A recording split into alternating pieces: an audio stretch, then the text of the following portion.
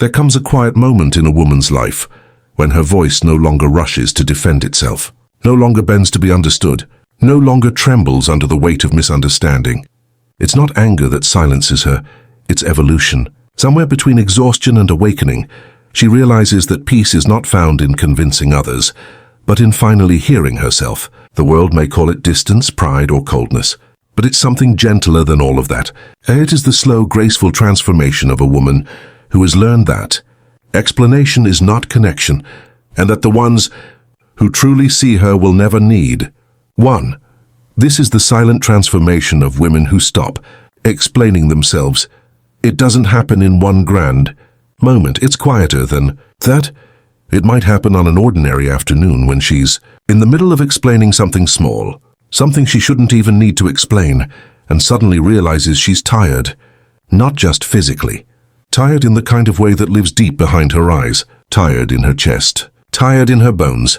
For a moment she pauses. The person she's speaking to keeps talking, but her mind drifts somewhere else. She can almost see the years of her life layered behind her, years spent softening her tone so others wouldn't feel uncomfortable, years spent clarifying herself again and again so she wouldn't be seen as difficult, dramatic, or ungrateful. There's no anger in this recognition, only a still sadness. She starts to see how much of her life has been built around making herself understandable. She remembers the small versions of herself, the girl who said sorry before speaking, the young woman who wrote long messages explaining her feelings, the adult who rehearsed conversations in her head just to make sure she wouldn't sound too emotional. All of it just to be understood, to be believed, to be accepted. But now, as she listens to someone misinterpret her words yet again, something shifts. It's not defiance, it's not resignation, it's realization. She notices that her explanations never really changed anything. They didn't bring closeness, they didn't bring understanding. They only kept her trapped in a cycle, trying to prove her sincerity to people who had already decided what to us. See, that realization is the quiet beginning of transformation. It's the moment she stops fighting to be seen and starts wondering why she ever had to fight at all. She looks around at friends who only listen to reply, at family who label her moods as too sensitive, at colleagues who talk over her ideas. The pattern becomes visible. It was never about her communication. It was about their capacity to receive her truth, and suddenly she sees the futility of all the explaining she's done. It was never about finding the right words. It was about trying to be enough for people whose listening was never deep enough to meet her there. In that realization, silence feels different. It's not emptiness, it's peace. It's not weakness, it's wisdom. She doesn't decide that day to stop explaining. She simply doesn't have the energy to keep doing it. The desire fades on its own, like a candle that quietly burns out after years of glowing for others. At first, this silence confuses people. They ask, "What's wrong?" or "Why are you so quiet lately?" But she doesn't know how to answer. How do you explain that the silence isn't sadness, it's healing? That it isn't avoidance, it's understanding. In private, she feels both free and fragile. There's relief in not defending herself, but also fear. Fear of being misunderstood, fear of losing connection. Yet beneath that fear, something steady begins to grow. A quiet confidence, a whisper of self-trust. She begins to notice that the people who truly love her never demand explanations. They understand her pauses. They see her without her having to narrate her feelings. With them, she can simply be. And once she feels that kind of presence, she realizes how starved she's been for it. That is the moment of recognition, the subtle, tender shift from trying to be understood to choosing to be at peace. No one else may notice it happening. It doesn't make a sound, but inside her something changes forever. The noise of justification quiets. The need for approval loosens its grip, and a deeper kind of calm begins to take its place. Because sometimes, growth is not the roar of revolution. It's the sigh of a woman who finally stops explaining herself. Every pattern has an origin. Every silence has a story. The need to explain herself did not appear out of nowhere. It was learned quietly through the rhythms of her childhood. Long before she could name it, she began translating herself for the world. It might have started in the way adults misunderstood her emotions. When she cried, someone told her she was too dramatic. When she asked questions, they said she was talking back. When she hesitated, they called her shy.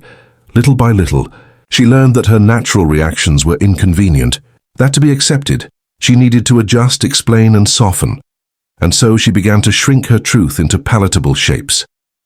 A little girl who once spoke freely learned to choose her words carefully. She rehearsed them before saying them out loud. She monitored every tone, every gesture. She didn't want to be labeled sensitive or difficult. She wanted to be understood. Over time, this became her language of survival. She learned to translate her feelings into what others wanted to hear. In school, she smiled through discomfort to appear polite. In friendships, she over-apologized to avoid conflict. In love, she explained her pain gently so it wouldn't scare anyone away. This constant self-editing became second nature, so automatic that she mistook it for kindness. But underneath it was fear, the fear of disconnection. Many women grow up in environments where emotional expression is met with correction instead of curiosity. They are told to be kind, accommodating, graceful, but rarely told it's safe to be honest, angry, or unsure. Their worth becomes tied to how well they can maintain peace, even at the cost of their authenticity. And so, explaining becomes a way to stay safe. Each sentence, a negotiation for belonging. Each justification, an attempt to prove I am not a threat. I am not too much. Please understand me. Culturally, women have been conditioned to bridge emotional gaps, to be interpreters of feelings, their own and everyone else's. When tension rises, they explain. When someone withdraws, they fill the silence. When love becomes uncertain, they over-communicate in the hope that clarity will save connection. But what they don't realize is that constant explanation teaches others to stop listening deeply. If you're always explaining, people stop trying to understand. Somewhere between being a good girl and a mature woman, she forgets what it feels like to be heard without performance. She forgets that understanding should be mutual. Psychologically, over-explanation can become a coping mechanism, a subtle form of self-abandonment disguised as communication. It's the nervous system's attempt to prevent rejection. When a person senses potential disapproval, their instinct is to appease, clarify, smooth over. They believe that if they can just find the right words, they can control the outcome. But control is not the same as connection. Years later, she wonders why her conversations feel exhausting. Why every interaction feels like a test she didn't sign up for. It's because she's not speaking with people. She's performing understanding for them. She explains her boundaries gently so they won't sound harsh. She justifies her sadness so it won't be mistaken for weakness. She overdescribes her intentions so no one will misread her. Silence, and in doing so, she disappears a little more each time. The roots of over-explanation, then, are not in weakness, but in a deep generational conditioning to equate clarity with safety. For many women, it is the residue of a lifetime spent, walking the fine line between being seen and being too visible.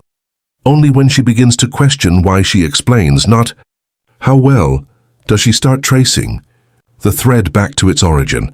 And when she finally sees it clearly, she realizes that what she once called communication was often just fear wearing a gentle voice. Beneath every behavior lies a system of survival. The need to explain is not random. It is the nervous system's way of searching for safety. To understand why some women carry this habit so deeply, you have to look at the psychology of fear, belonging, and the human brain's quiet desperation to stay connected. The mind, especially a sensitive one, equates being misunderstood with danger. When someone withdraws affection, raises their voice, or questions her intentions, her body interprets it not as simple disagreement, but as a sign of potential rejection. To her nervous system, rejection feels like threat, and the quickest way to neutralize threat is to explain. Explaining becomes a bridge, a desperate attempt to rebuild emotional safety. If I can help them understand, the mind whispers, they won't leave. They won't be angry. They'll know I meant well. It's not communication, it's self-preservation. Psychologists call this the Fawn response, one of the 4 primary trauma reactions, alongside fight, flight, and freeze. Where others might become defensive or withdrawn under stress, the Fawn type seeks to restore harmony. She pacifies. She clarifies. She bends herself into gentleness, hoping peace will follow. For women, this response is especially reinforced by culture. From early life, they're rewarded for being agreeable and punished, subtly or directly, for being assertive. This conditioning fuses with the nervous system. It tells the body, safety lives in being understood, not in being authentic. And so each time she senses tension, her brain releases signals of distress. Her heart rate rises. Her mind races to find words that will soothe the other person's discomfort. The act of explaining calms her temporarily. It feels like she's doing something to prevent loss. But over time it becomes a quiet prison. Neuroscience tells us that the brain's reward center lights up when we gain approval or validation. The dopamine released in those moments reinforces the behavior that produced it. So when her explanations occasionally work, when someone softens or says, "I get you now," her brain marks that as success. The pattern deepens. She learns, if I explain enough, I will be safe. But emotional safety built on approval is fragile.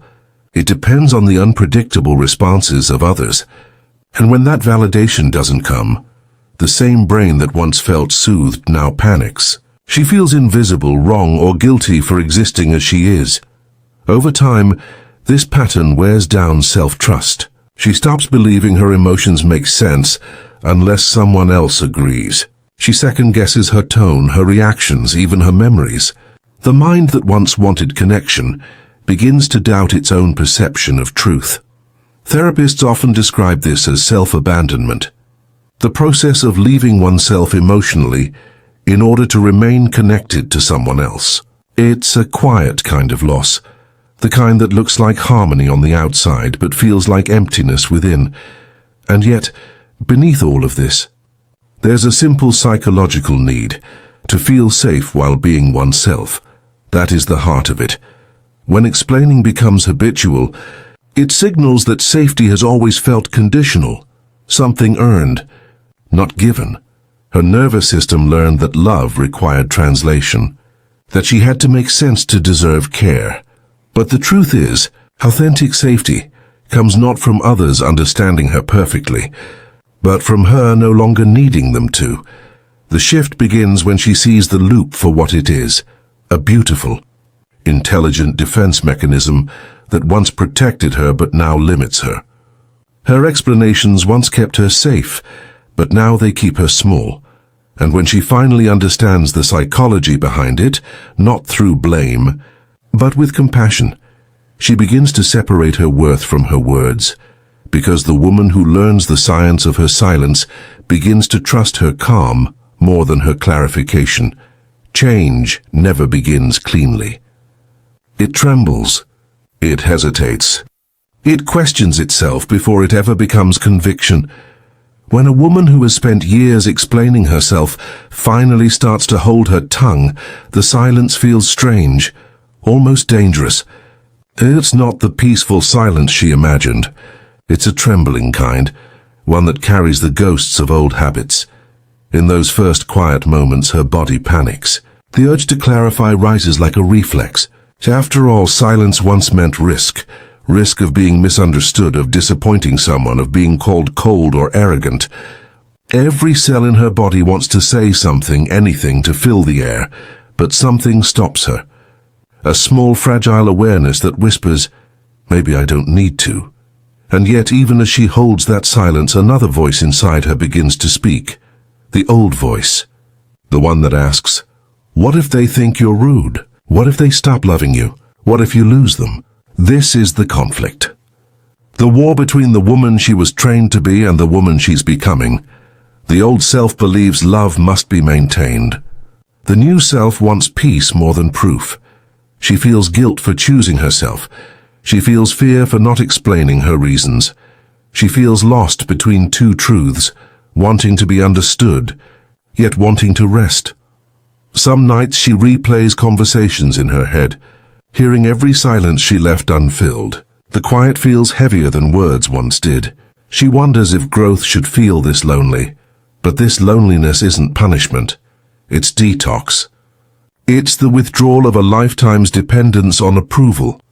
When someone questions her tone, She resists the reflex to over-justify. When someone misreads her mood, she breathes through the discomfort. When she says no, she lets it stand without footnotes. Each time she does, her heart races. Her throat tightens. It's not easy. It's evolution happening in real time. Because for women who have lived in explanation, silence feels like rebellion. And rebellion always shakes before it stands. Psychologists call this the cognitive dissonance of healing, the tension between old conditioning and new self-awareness. Her brain still equates explaining with safety, even as her soul begins to crave stillness. It's the emotional version of walking barefoot across sharp stones, painful, but necessary to reach solid ground. During this stage, she might find herself overcorrecting, becoming more guarded, less expressive. It's not coldness, it's calibration. She's learning to trust that her feelings are valid even when unspoken. Some people around her will notice the change. A few will feel threatened. They'll say she's changed, or that she's distant now. But what they're really sensing is their loss of emotional access they once had because she gave constant explanations, constant reassurances. Her new silence forces others to meet her at a deeper level, or not at all. And while that loss stings, it's also clarity. The inner conflict softens over time. The guilt starts to fade. In its place, a new emotion appears, calm confidence. She starts to realize that being misunderstood is not fatal, that she can survive disapproval, that she can be misread and still be whole. One evening, she finds herself in a familiar situation.